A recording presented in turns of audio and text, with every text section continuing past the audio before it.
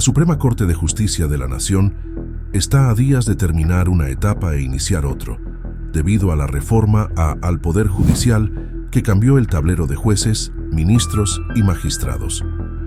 El próximo 1 de septiembre entrará en funciones la nueva Suprema Corte de Justicia de la Nación, la cual presidirá Hugo Aguilar. Por ello, este 6 de agosto fue la última sesión de la segunda sala del máximo Tribunal de Justicia mexicano.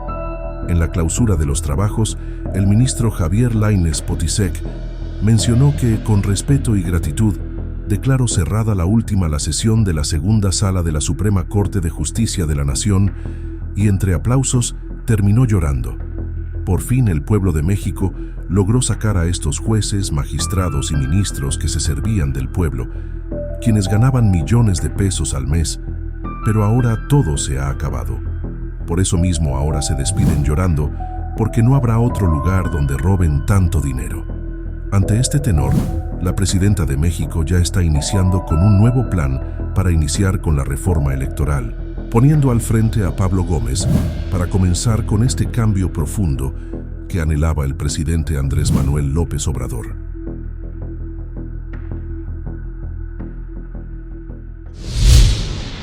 Como presidente, expreso mi más profundo reconocimiento a quienes han integrado la segunda sala a lo largo de los años, ministras, ministros, pero sobre todo a las secretarias y secretarios de estudio y cuenta, al personal jurisdiccional, al personal administrativo, que es el que no se ve y que está detrás de nosotros para apoyar en la revisión de engroses, en el correcto manejo de los expedientes y preparación de estas sesiones, que no es una tarea fácil. A nombre de esta presidencia agradezco a todos quienes han hecho de esta sala un referente de profesionalismo y honor en la historia judicial de México. Con respeto y gratitud declaro cerrada la última sesión de la segunda sala de la Suprema Corte de Justicia de la Nación. Gracias.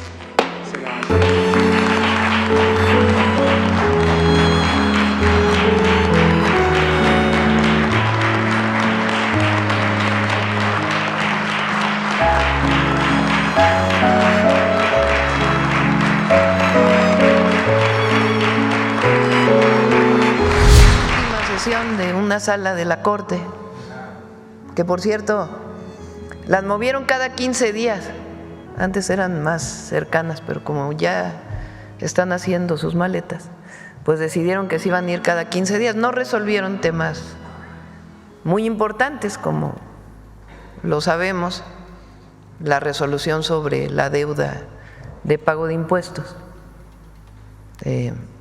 pero ayer resolvieron que habría que retirar de los libros de texto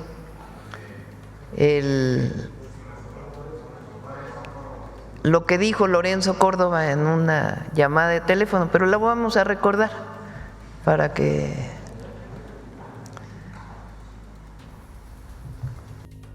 No, mami, es que desde las dramáticas reuniones con los padres de Ayotzinapa hasta esto, cabrón, que, a ver, pues, había una petición, no voy a mentir, te lo voy a decir como hablaba ese cabrón, es que me decían, yo, jefe, gran nación chichimeca, vengo Guanajuato, no decir a ti, o diputados para nosotros, o yo no permitir tus elecciones.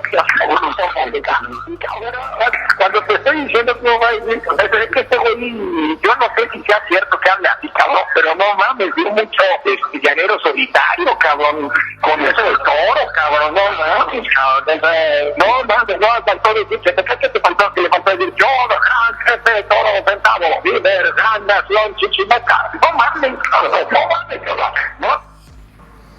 Vamos a recordar, vamos a ponerle subtítulos, lo pasamos otra vez con subtítulos para… ¿lo pueden poner ahorita? Bueno, búsquenle los subtítulos y ahora lo ponemos, porque no se oye bien, pero hay que recordar, esta es una llamada de teléfono entre el presidente del Instituto Nacional Electoral y otra persona, consejero, o era el secretario ejecutivo. esta llamada se filtra en un medio, nadie la negó, es decir, en realidad ocurrió. Y fíjense nada más lo profundo de esto. El Instituto Nacional Electoral, el encargado de llevar a cabo no solo elecciones, sino de garantizar la democracia. Digo democracia porque en el 2006 no había democracia. En el 2012 en la compra de votos no hubo. Y muchos otros que podemos platicar aquí. Pero esa persona que debería ser ejemplo, presidente del INE o presidenta del INE, de reconocimiento de los pueblos indígenas, de garantizar que no hubiera racismo, clasismo en nuestro país, platica con un amigo suyo, porque más allá de que trabajaran juntos, pues evidentemente la relación que hay ahí es de amistad, de una forma racista, clasista, ofensiva, sobre personas que fueron a verlo, que eran de un pueblo indígena. Se decide poner, por quienes elaboran los libros de texto, en un libro de texto, como un ejemplo de que no puede ser que las autoridades que representan al país, en este caso el Instituto Nacional Electoral, pues tengan este lenguaje y esta visión racista. Ayer decide una sala de la Corte que se retire este contenido de los libros de texto. Desde mi punto de vista, y yo creo que desde muchos, esta Corte se va caracterizada por liberar delincuentes, por usurpar funciones del Poder Legislativo y cierra su ciclo con el racismo,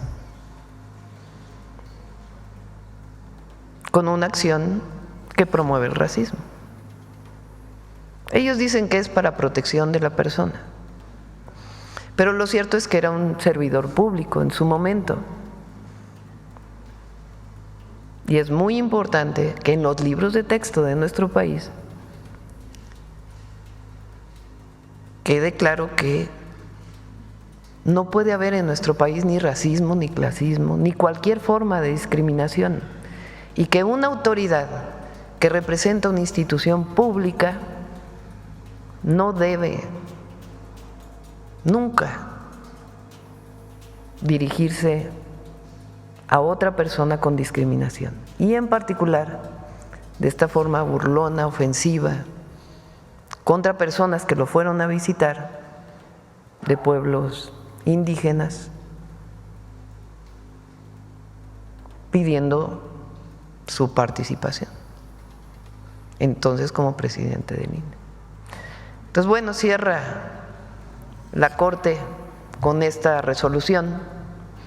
Por supuesto que, bueno, vamos a ver con la Consejería Jurídica si hay todavía un recurso para ello, porque finalmente la decisión de la Corte, si no hay recurso, pues tiene que verse ya la resolución por parte de la Consejería Jurídica. Pero sí es importante que se tome nota, porque los libros de texto se están repartiendo ahora, en todo caso sería para la siguiente edición y tendría que ver la Consejería Jurídica si hay algún mecanismo. Pero lo que es importante es por qué cambió el Poder Judicial. ¿Por qué el pueblo de México? Porque fue el pueblo de México, al votar en el 2024, toma la decisión del Plan C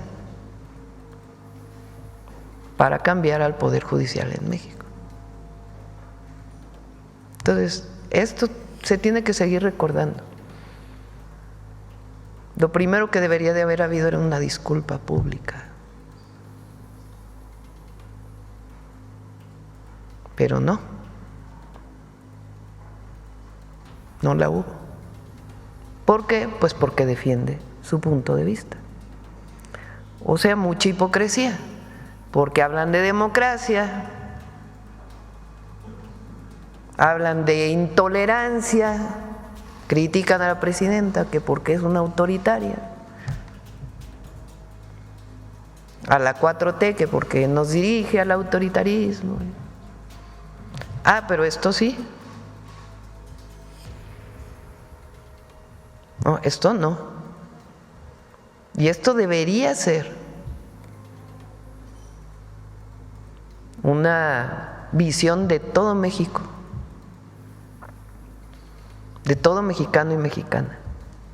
El reconocimiento pleno, el respeto, la admiración a la resistencia de los pueblos indígenas.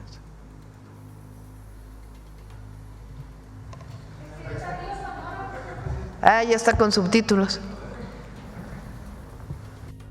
No, mami, es que desde las dramáticas reuniones con los padres de Ayotzinapa hasta esto, cabrón, que, a ver, pues, había una petición, no voy a mentir, y te lo voy a decir como hablaba ese cabrón, el que me decía, yo, jefe, gran nación chichimeca, vengo Guanajuato, no decir a ti, o diputados para nosotros, o yo no permitir tus elecciones. Cuando te estoy diciendo que es que este güey, yo no sé si sea cierto que hable así, cabrón, pero no mames, dio mucho llanero solitario, cabrón, con eso de todo, cabrón, no mames, faltó decir, ¿qué te faltó? Que le faltó decir, yo, gran jefe de todo sentado, líder, gran nación chichimeca. No mames, cabrón.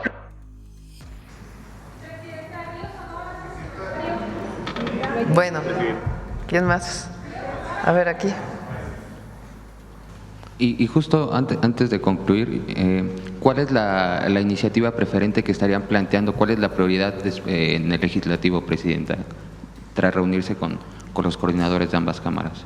Lo que les planteo, además de algunas otras, pero esencialmente lo primero que nos interesa, porque además es parte de la reforma al Poder Judicial, es que concluya el proceso de reforma al Poder Judicial y después ley de aduanas y el paquete económico. Esas, digamos, prioridades que estamos planteando, y hay también pues otras iniciativas que tienen inclusive los propios diputados y senadores. ¿Reforma electoral?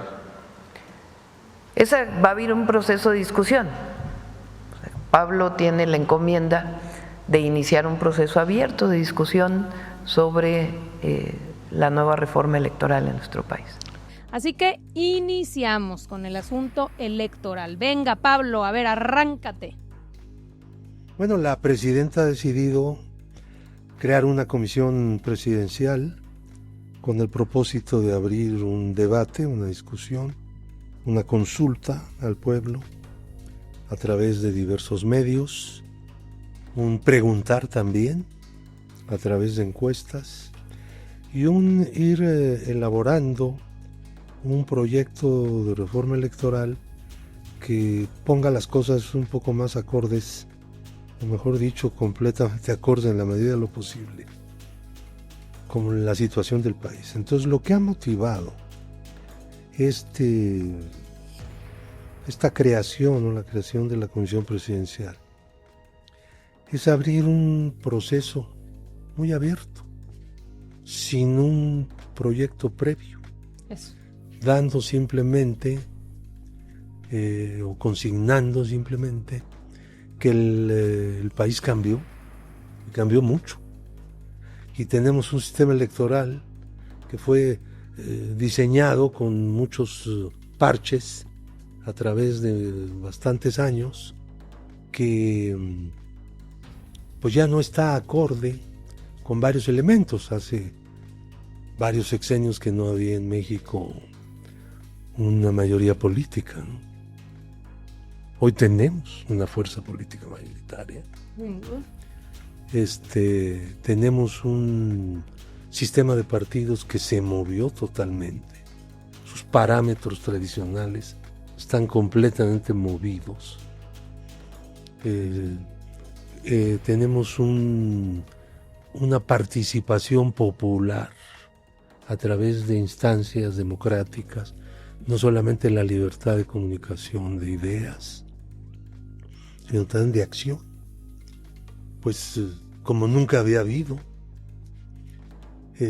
Hemos logrado que la prensa no sea pagada por el gobierno, como lo fue durante décadas.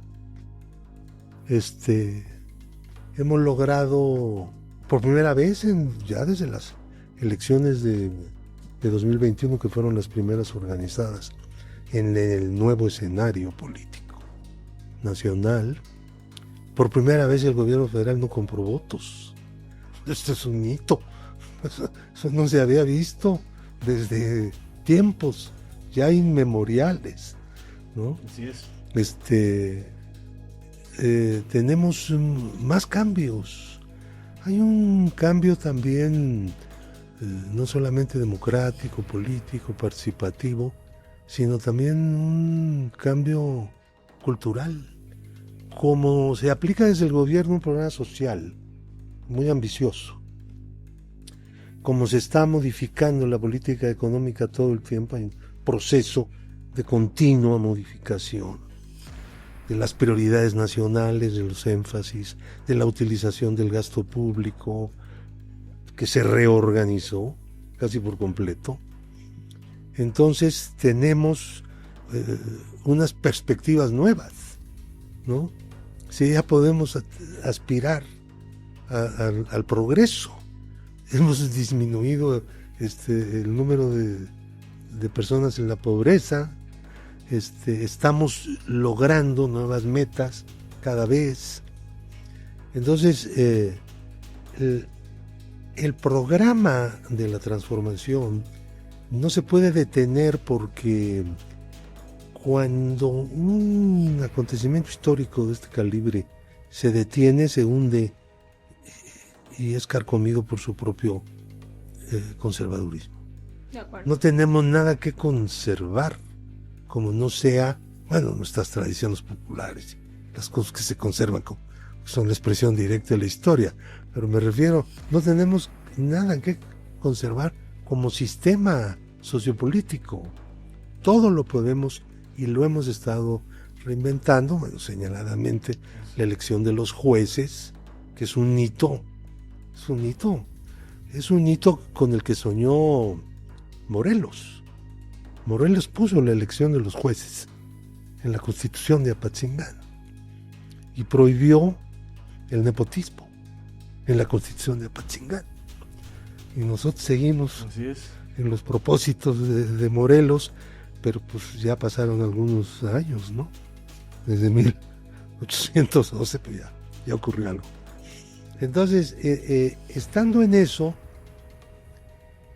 creo yo que todo mundo debería, es un consejo, no es ninguna indicación, no hay nada obligatorio aquí, ¿verdad? Todo se hace en el plano de la más absoluta libertad. Todo el mundo debería participar en el debate. Eso. En lugar de estar diciendo, hay peligros de regresión autoritaria. A ver, cálmense, ¿qué proponen? No me hablen de regresiones, háblenme de progresiones. ¿Qué es lo que queremos oír? Y no inventar cosas que no están en la mesa. No se puede considerar que un país ha tenido una regresión por el hecho que se produjo una fuerza política mayoritaria. En un país, pues son cosas que se producen. Un país lo hace. No es ni bueno ni malo, es lo que es. Y frente a eso hay que actuar. Pero un gobierno mayoritario sin fraude electoral. Pero no solamente sin Producto fraude. de la democracia. Así es. No solamente sin fraude, que se logró ya desde antes, un poco antes, cuando hubo el cambio justamente, en el 2018. No solamente eso, sino con un programa de transformaciones que fue previamente expuesto al país. O sea, no estamos sorprendiendo a nadie.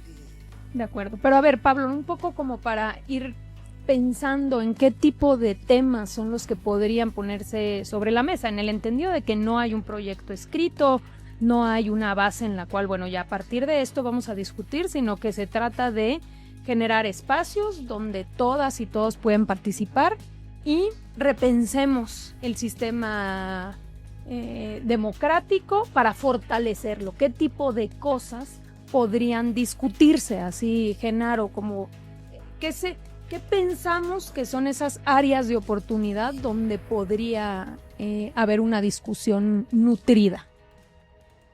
Yo creo que hay muchas, en lo que a mí me corresponde del tema que he analizado en materia electoral.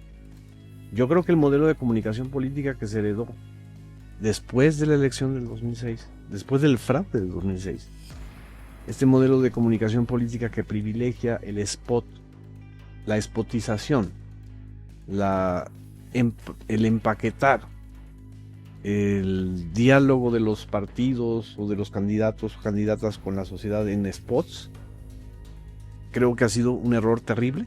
Okay. Porque eso no genera ni debate, ni genera interés de la sociedad, y además ha ido degradando el debate público, porque lo reduces a ya no solamente los spots, ahora los reels o este modelo de campañas digitales, ¿no? En TikTok.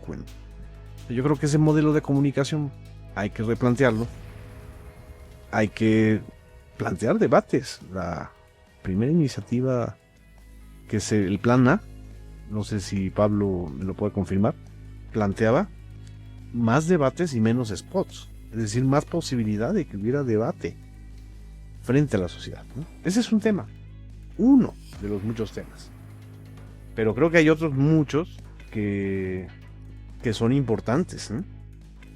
Efectivamente, el que más le preocupa a la gente, o el que más genera descontento, es el enorme costo del aparato electoral, por ejemplo. Ese es quizá lo que hemos nosotros fondeado en los medios públicos cuando salimos a preguntarle a la gente, es: no les gusta que haya tantos recursos públicos para los partidos, que las elecciones sean tan caras, ¿no? Y que sea este aparato electoral, ¿no? Que supuestamente la reforma electoral de Peña Nieto iba a disminuir este aparato electoral elefantiásico, pero no, al contrario, yo creo que lo agrandó. Entonces, creo que hay muchas cosas que también se pueden ir discutiendo y proponiendo en esta materia, ¿no? Por ejemplo, otro de los temas que se han venido quizá proponiendo para su discusión es el tema de los plurinominales. Yo creo que es un tema que tiene tiempo que se discute, tiempo en el cual ha habido, pues digamos, un rechazo generalizado a la idea conceptual de que existan candidatos que no salen a las calles, no piden el voto, sino que son producto de decisiones de partido. Por ejemplo, Pablo, como una de las posibilidades a discutir.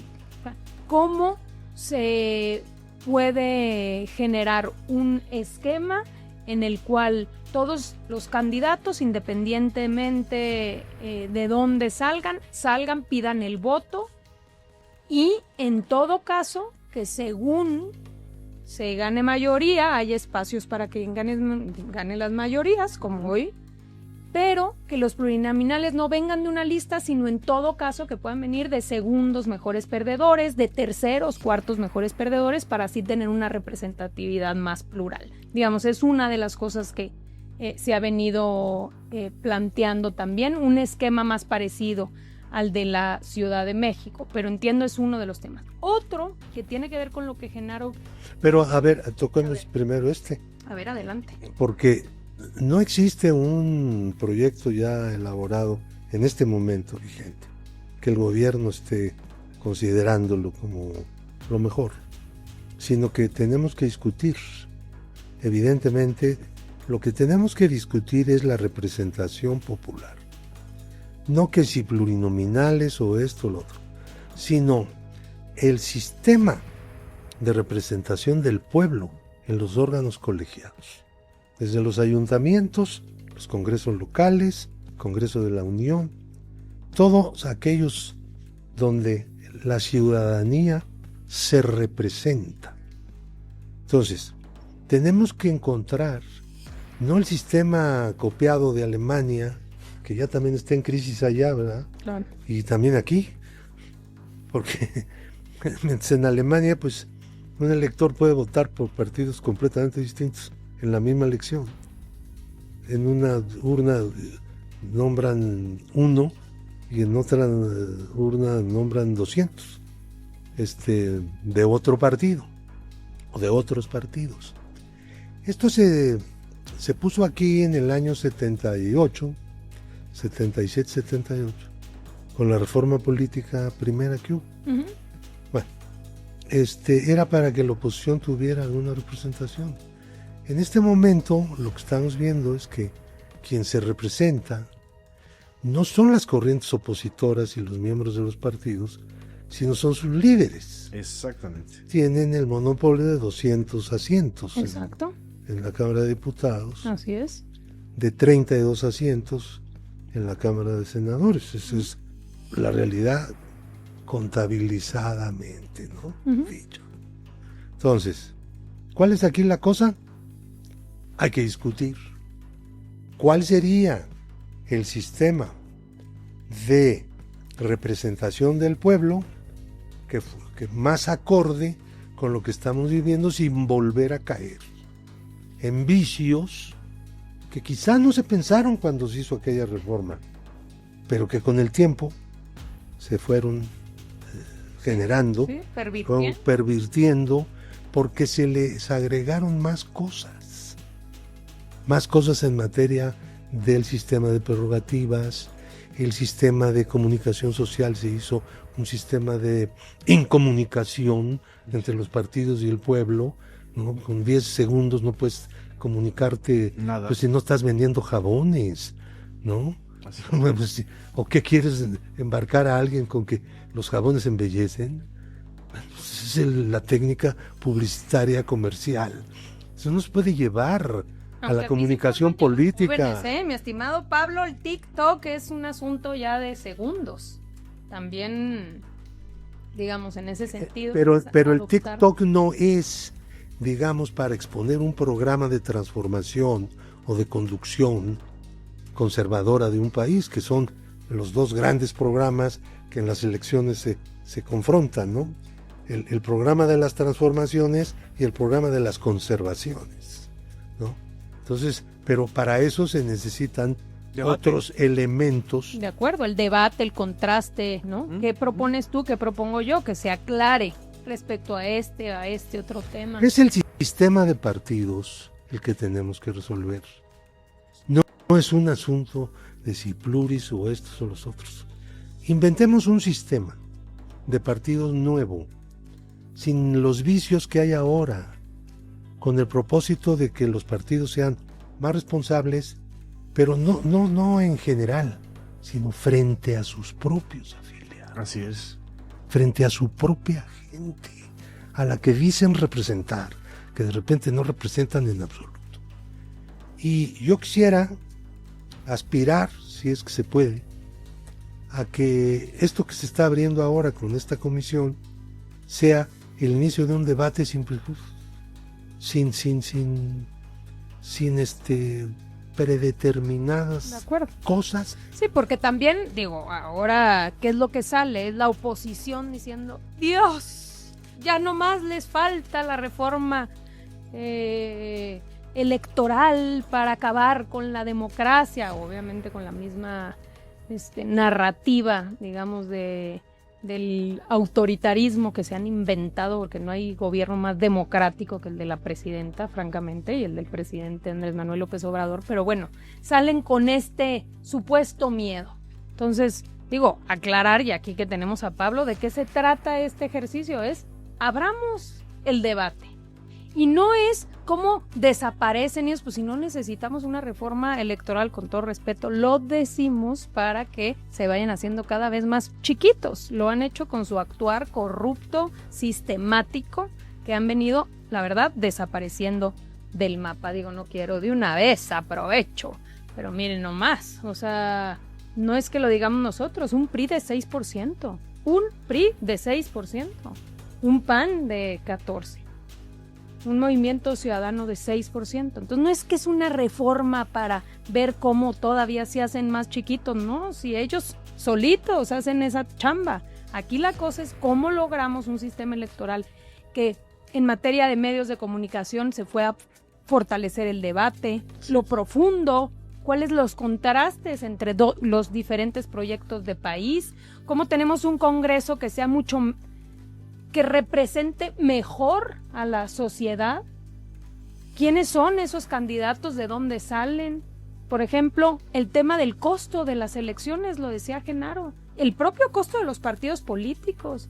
No es mucho lo que reciben los partidos políticos, podemos reducirlo y seguir manteniendo un sistema de partidos fuerte. Podemos, por ejemplo, repensar en que en lugar de tener muchos INES, porque estos llamados OPLES no son otra cosa que pequeños INES estatales. Entonces no puede haber un INE nacional que pueda llevar a cabo las elecciones nacionales y estatales. Digo, tiene que participar el INE también para ver qué capacidades se puede, no se puede. Pero es decir, ¿por qué tenerle miedo a una discusión que se centra en esto? Yo exhorto a los partidos, a todos los partidos que tienen registro actualmente, a los que quieren ser partidos y andan buscando la manera de juntar el requisito que está abierto en este momento, a las organizaciones sociales, no solo políticas, sino de distintas expresiones de carácter sindical, agrario, educativo, etcétera, etcétera, a entrar al debate, a la discusión sobre un sistema de partidos acorde con nuestra experiencia y con la situación nueva que hay en el país. Yo exhorto a Morena a que haga eso también. Ya te tomamos la palabra, mi estimado Pablo, hace 2 días ya que organicen, hacer una comisión. Que organicen consulta. De acuerdo, de acuerdo. Yo creo que los partidos tienen que consultar a sus bases. Totalmente. ¿No? ¿A qué opinan? No quiere decir que las bases opinan igualito que los dirigentes. De acuerdo. Normalmente no ocurre así en nuestro país. Entonces hay que abrirnos, hay que hacer una apertura, pues no solamente, digamos, a temas también mental. Todos debemos tener una actitud sin perjuicios. La democracia, o sea, los partidos políticos no son los dueños de la democracia. Exacto. Es decir, no tienen que ser los propietarios de una reforma político-electoral democrática. No, es el pueblo, ¿no? Es el pueblo y son muchísimas organizaciones que pueden participar, desde sindicatos hasta organizaciones académicas, organizaciones, obviamente los medios, obviamente los profesionales de la comunicación, obviamente todos los que sientan que el sistema político tal como está le está quedando a deber a la sociedad. Uh-huh.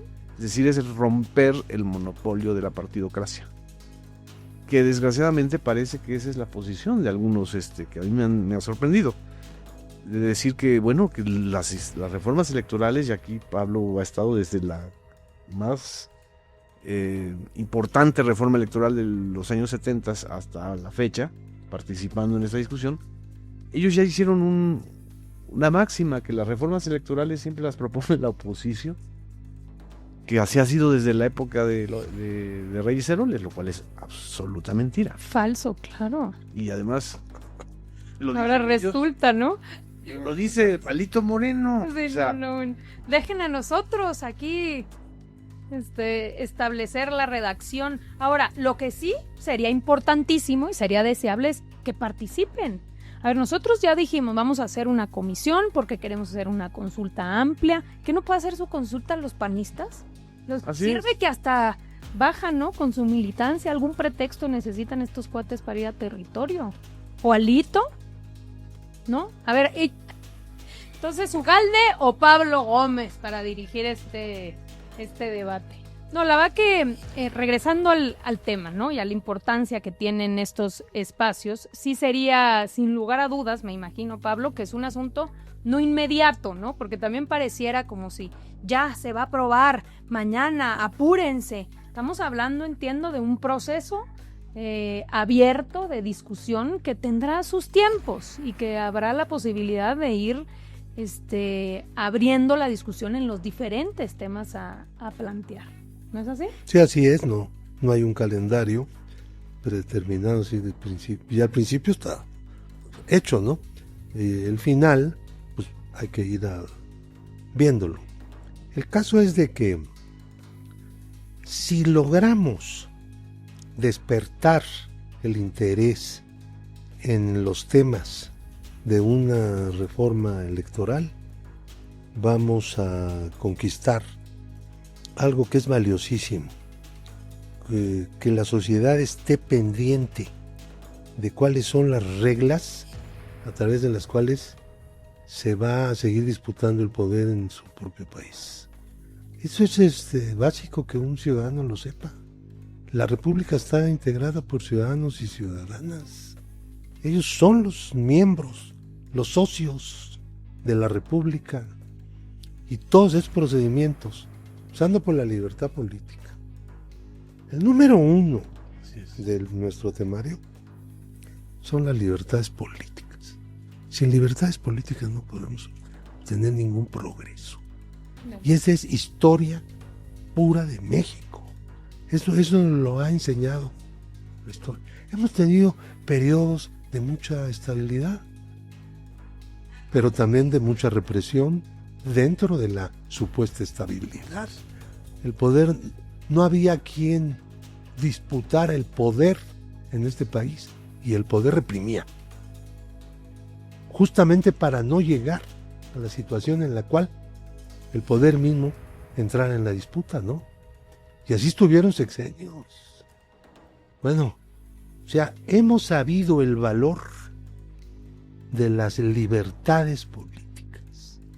En eso, de ahí nos queremos agarrar, y no de las cosas que pervierten esas libertades, que se confunden. En lugar de hacer personas políticamente libres, se generan personas políticamente sujetadas a través de instrumentos de sujeción que se crean dentro de los sistemas políticos, justamente, ¿no? ¿Y tú crees que los ciudadanos son apáticos, como dice Galde?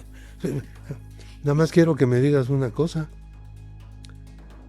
Piensa en algún país de estos muy conocidos, ¿no? Que hayan tenido un jefe de gobierno, jefa de gobierno, casi con el 60% de la votación. ¿La votación? ¿Dónde? Claro. ¿A dónde lo vas a encontrar? No, y aparte digo, no es por nada, pero un pueblo tan politizado como el mexicano, difícil, ¿eh? Yo creo que, y la verdad, en los últimos tiempos se ha vivido una politización brutal, que tiene que ver con, sin duda, la mañanera, con la apertura de otros medios alternativos de comunicación, pero que ha generado pues, una discusión mucho más abierta de la vida pública. O sea, esta idea de que lo público cada vez es más público es real. Por eso la mañanera es una forma de gobernar en público. Porque es todavía mayor. No es un instrumento de comunicación nada más. Claro. Es transparentar la función gubernamental. Así o sea, nomás recordar, digo, antes, ¿no? Peña, Calderón, o sea, olvídate de las mañaneras. De repente una conferencia de prensa y bastante acomodada de pregúntame esto, pregúntame lo otro. O sea, pues todas las decisiones estaban en lo oscurito, nadie se debía nada. Digo, oye, la enorme diferencia de eso de tener todos los días a la presidenta sobre todo lo que pasa todos los días. Todo este club de los que dicen que los mexicanos son flojos, los mexicanos son apáticos, los mexicanos no sé qué, o sea, esa es la quintesencia del conservadurismo. Claro. Eso es lo que refleja Ugalde. Como son flojos que decidan ellos, ¿no? Exacto, como hay una enorme masa, es una idea muy porfiriana de la sociedad. O sea, es peor que ser tonto, dijo. Es peor que ser tonto. Entonces, ahí está el problema. Los ciudadanos mexicanos jamás hemos sido apáticos. El problema es que el poder era muy autoritario y muy reacio a escuchar a los ciudadanos desde el 68, que lo vivió Pablo Gómez de manera directa. Entonces, si ellos creen que plantear una reforma electoral es solamente una reunión para tomar el café entre expertos, entre especialistas, es justamente todo lo contrario lo que tenemos que buscar. Es lo que dice Pablo, o sea, una convocatoria lo más abierta posible, ¿no? Y un replanteamiento lo más abierto posible, porque efectivamente la gente quiere participar. Y quiere participar no solamente votando, quiere participar también planteando las libertades políticas que necesita, los modelos de organización partidista y también el tipo de medios de comunicación que se necesitan en este país. De acuerdo, pero un poco en esta lógica de Ugalde, ¿no? De decir a estos tontos y a estos apáticos, pues los represento yo, ¿no? Porque entonces yo soy la voz autorizada para, en todo caso, hablar y hacer un planteamiento en representación de todos esos. Ugalde, el que fue incapaz de defender la autonomía del INE, del IFE en ese entonces, en el 2006, cuando sale a decir que no hay nada para nadie. Y cuando todo el mundo sabíamos que él ya había sido presionado por Vicente Fox. Y lo cuenta después de que dejó el INE el señor. Es decir, hizo el cómputo. El cómputo lo hace el tribunal según la Constitución. Él hizo el cómputo. Así es. Presidencial. Eso no lo hacen ahí. Entonces, lo hizo. Y además, lo que dejó de hacer. Que ese es el tema. El recuento era lo que se... El recuento, el voto por voto. O sea, era lo que se imponía para esclarecer completamente. O sea, no fueron capaces de asumir un compromiso con la democracia para decir, se abren todas las urnas para contar todos los votos. Punto. No había otra solicitud en 2006 que esa. Y creen que la gente no tiene memoria. No, y lo quieren presentar como si fuera el especialista. Dices, no. No, sí tiene memoria la gente. Él sueña. Que quién sabe en qué país viven algunos, pues yo a veces me lo pregunto. Parece que no hacen experiencia de su conocimiento de los últimos años que han vivido en la lucha política o en la escena política. Pero suprimen, no es que olviden. Es un procedimiento de supresión. Exactamente. Pueden consultar con algún psicólogo, les puede explicar perfectamente cómo opera eso. Pero digo, la ceguera, me parece increíble la ceguera como del preanismo, ¿no? O sea, el representante en su momento, cuando fue el fraude electoral de 2006, y es el que presentan como el gran especialista para que lleve a cabo el debate. Bueno, ¿en qué están pensando? ¿En qué México viven? Por Dios. Por eso no se levantan. Electoralmente no se levantan, por eso la gente no vota por ellos. O sea, no es un tema de un fraude, es un tema de que han perdido completamente la brújula. Y no hablo de los militantes panistas y priistas, que son muy respetables. Hablo de esos dirigentes, de esa dirigencia. Pero incluso, Genaro, el poco compromiso con el debate, con la apertura de temas, con discutir, ¿no? O sea, como que todo es reducido a autoritarismo, dictadura. O sea, eso no pega. O sea, cuando tú estás teniendo una población activa participando... No, mira, no vamos a escuchar a Naya, vamos viendo qué plantea con esto de la reforma. Queremos volver a sonar las alarmas sobre la reforma electoral que anunció la presidenta de la República. Para nosotros esa reforma electoral es una absoluta perversidad por partida doble. Primero, porque es un distractor. No quieren que se hable de los vínculos de Morena con el crimen organizado, no quieren que se hable de la inseguridad, no quieren que se hable de la debacle económica y quieren distraer al país con una reforma electoral que nadie les está pidiendo. Y segundo, es una perversidad porque responde a la agenda de control total del gobierno. Ya hoy el gobierno de Morena controla el Ejecutivo, el Legislativo, el Poder Judicial, desmantelaron todos los órganos autónomos, recolonizaron la Comisión Nacional de los Derechos Humanos, implementaron la ley espía. ¿Qué les falta? Les falta una cosa nada más: el control del Instituto Nacional Electoral. No más. O sea, digo, a lo que voy es que están tan perdidos estos cuates que en lugar de decir, a ver, vamos siendo parte de este debate, vamos haciendo planteamientos, cómo reforzamos la democracia en México. No. O sea, hay una incapacidad real, programática, de poner sus planteamientos en la mesa.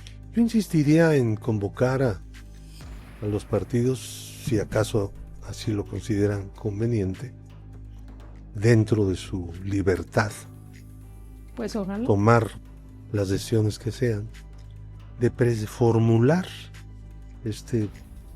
proyectos concretos tendientes a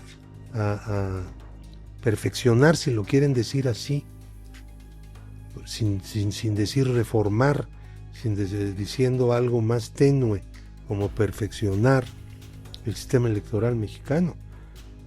Todo mundo tendría que admitir, al menos, que hay cosas que no andan bien. Claro. ¿No? Claro. Vamos a decir, spots de 10 segundos, ¿a poco son el non plus ultra de la comunicación política, o es una cosa que atenta contra la comunicación?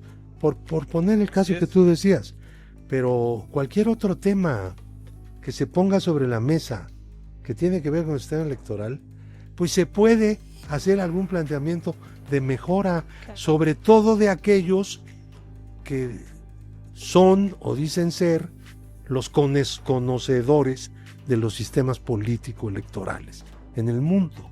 Pues sí, bienvenido el debate de la reforma electoral. Ojalá la oposición, ojalá en este momento aproveche esta... Pues a mí me da mucho gusto que diga eso la presidenta de Morena. Claro, no, El ente de la gente en Morena. Claro, no hombre, ya de una vez, aquí el compromiso en el caso de Morena es que no solamente vamos a hacer una comisión en términos de retomar y discutir, sino también una consulta. Ahora que estamos con todo el asunto de los comités, vamos a tener la oportunidad de poder recoger de los morenistas de base qué opinan, dónde consideran que están las áreas de oportunidad, el fortalecimiento de la democracia, cómo quieren participar más el pueblo de México en las decisiones que se toman.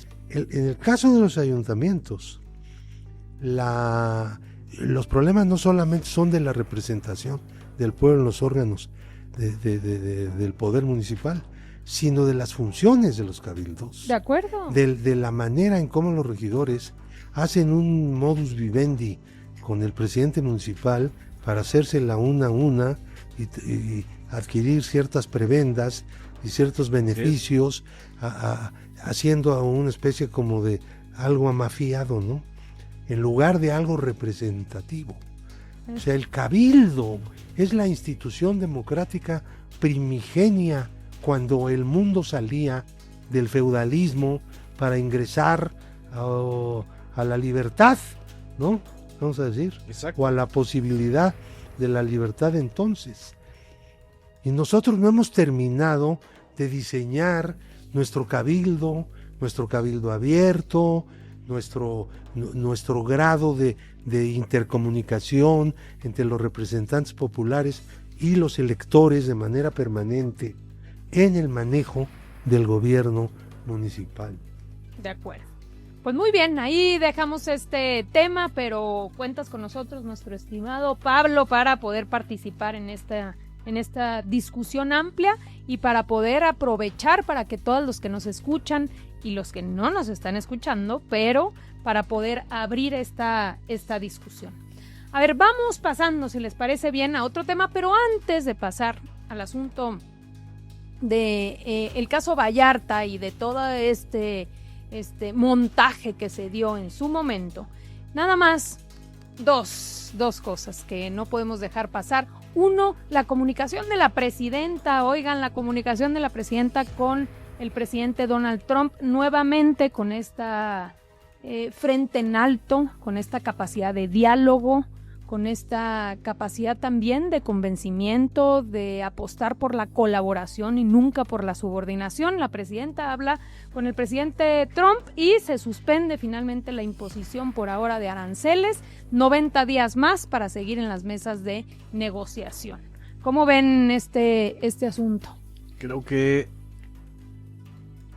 el día más importante de este año en términos económicos fue justamente cuando se hizo la 9ª llamada telefónica entre Claudia Sheinbaum y Donald Trump y se frenó uno de los de este estilo que tiene Donald Trump de punitivista, de utilizar el mecanismo de aranceles, que es un mecanismo absolutamente comercial, como un mecanismo de punitivo, imperialista. Creo que lo que dijo el Premio Nobel de Economía Joseph Stiglitz, hablando de la manera en que Claudia Sheinbaum ha podido lograr este tipo de negociaciones, la cabeza fría y hasta el sentido del humor y hasta la humildad, sí, son ingredientes muy importantes. Creo que eso, política es tiempo, también decía López Obrador, y creo que los 90 días que se acordaron son absolutamente valiosos y absolutamente necesarios, sobre todo para la economía mexicana. Pablo. Yo creo que de lo que estamos hablando es de un acuerdo amplio, sí, que tiene la parte de seguridad, que ha estado negociándose bien hasta este momento, un acuerdo comercial al que le faltan algunas cosas que hay que ajustar, ¿no? Tenemos también la víspera del inicio de la revisión o del ajuste en el tratado comercial firmado entre México, Estados Unidos y Canadá. Claro. Así es. Pues esa es y tiene que ver con esto, ¿no? Nuevamente sale una encuesta de ENCOL para el país y pues aquí está nuestra presidenta, 80% de aprobación, una presidenta querida por la enorme mayoría del pueblo de México, ¿no? Que la aprueba, que la respalda y que considera que está haciendo un gran papel dentro de nuestro país y también representándonos. Fuera de él, una clave y un claro ejemplo pues es esta relación que hemos logrado mantener con Estados Unidos de diálogo y de colaboración.